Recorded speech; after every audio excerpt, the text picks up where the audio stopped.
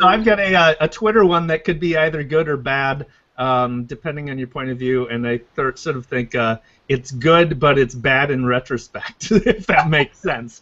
So Twitter is finally trying to find out more about its users. A website, Nama, it covers media in India. Published a Twitter relationship survey that one of its writers received from Twitter. We'll put a link in the show notes to show you what it's like. But it's basically the survey asks you why you follow certain people on Twitter, and it gives you a handful. It's a multiple choice question. So.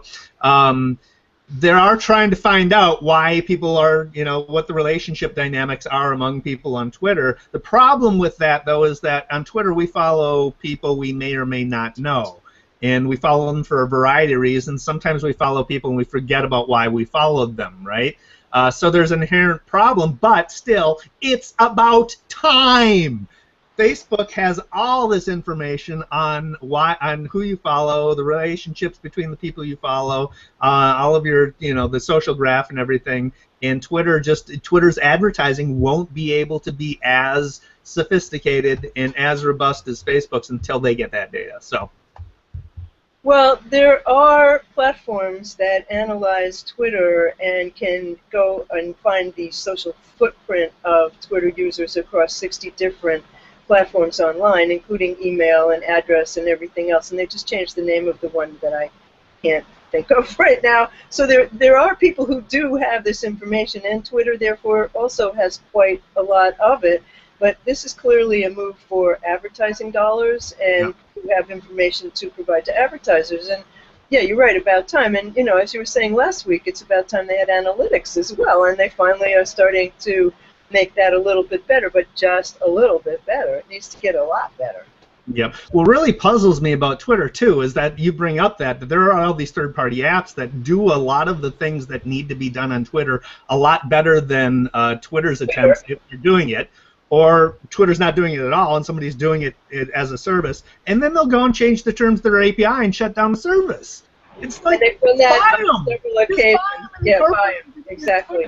Not that they don't have the money. So that brings us to the end of episode 52 of the Beyond Social Media Show. And you will find our show from today. The video will be timestamped, TalkBL. The video will be timestamped so that you'll be able to go directly to any segment that you want to see specifically.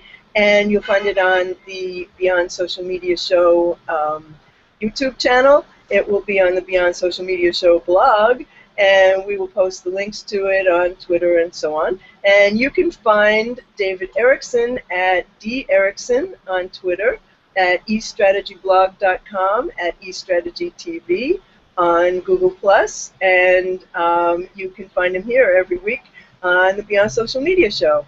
Me, you can find on Twitter as @What'sNext, at whatsnextblog.com, where I blog about internet strategy and trends, and on Google+, and on YouTube, and at my new company, maximum-plus.com, which is about all things Google+ for business.